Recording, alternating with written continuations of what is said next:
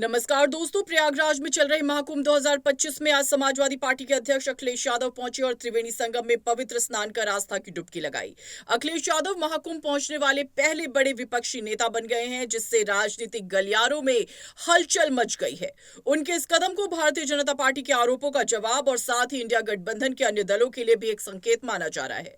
विशेष रूप से विपक्षी दलों के नेता अब तक महाकुंभ से दूरी बनाए हुए थे, लेकिन अखिलेश के स्नान के बाद सवाल उठने लगे हैं कि क्या अन्य विपक्षी नेता भी इस धार्मिक आयोजन में शामिल होंगे।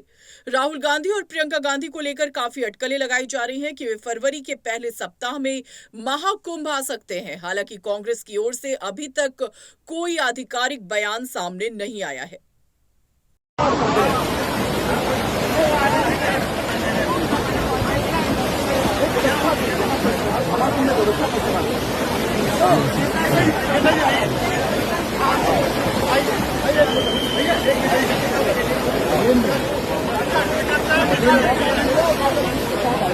गौरतलब है कि इससे पहले अखिलेश यादव को अयोध्या में राम मंदिर के उद्घाटन के लिए भी आमंत्रित किया गया था, लेकिन उन्होंने उसमें शामिल होने से इनकार कर दिया था। इसके बाद बीजेपी ने उन पर हिंदू भावनाओं की अनदेखी का आरोप लगाया था, जबकि उनकी ही पार्टी के कुछ नेताओं ने इस फैसले पर नाराजगी जताई थी।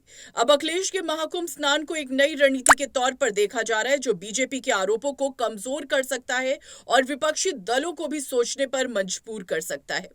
अब सवाल यह है कि क्या विपक्ष के अन्य बड़े नेता भी अखिलेश यादव की राह पर चलेंगे या फिर वे इस आयोजन से दूरी बनाए रखेंगे। सभी की निगाहें राहुल गांधी और प्रियंका गांधी के संभावित महाकुंभ दौरे पर टिकी हैं। इस बीच बीजेपी भी अखिलेश यादव के इस कदम पर अपनी प्रतिक्रिया देने की तैयारी में है। जहां ये कुंभ जिस स्थान पर संगम है, 3 नदियां मिलती हैं, गंगा, यमुना, सरस्वती। हमारी यही कामना है कि सौहार्द, सद्भावना और सहनशीलता बनी रहे। महाकुंभ के आयोजन में ये पौराणिक है कि बिना बुलाए और अपने आप सब लोग आते हैं। अपनी व्यक्तिगत आस्था है उनकी सबकी। आज हमें भी मौका मिला है। मैं आज महाकुंभ में स्नान कर करके जा रहा हूं। मैंने 11 डुबकी लगाई हैं। सर, योगी जी ने कहा यूपी का बंटवारा नहीं होना चाहिए, क्या कहेंगे आप? देखिए, बंटवारे और नकारात्मक राजनीति के लिए जगह नहीं है। आज कुंभ का तो यही संदेश होना चाहिए, सकारात्मक संदेश होना चाहिए। और आज के दिन यही संकल्प हो कि जब कभी भी हमें याद आए कुंभ, तो हमें सौहार्द, सद्भावना और सहनशीलता हमेशा बनी रहे।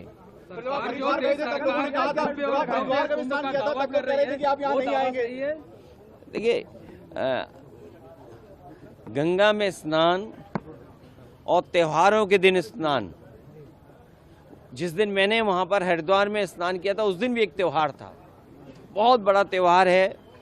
भारत देश के लोग कोने कोने में अलग अलग नाम से इस त्योहार में शामिल होते हैं।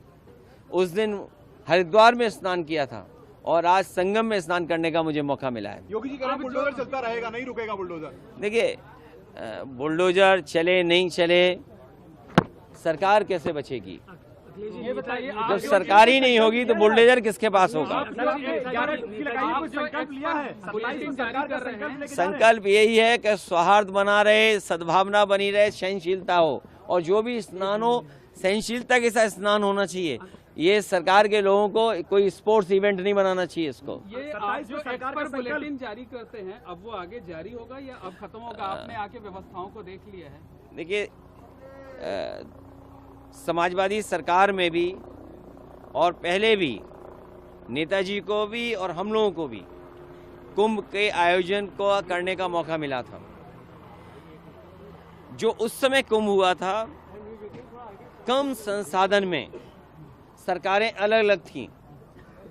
यूपी में सरकार दूसरी पार्टी की थी, समाजवादी पार्टी की थी। दिल्ली में सरकार दूसरी पार्टी की थी, लेकिन उसके बावजूद भी कम संसाधन में 800 और 1300 करोड़ में वो महाकुंभ या कुंभ से जो 12 साल बाद होता है वो कुंभ कराया गया था।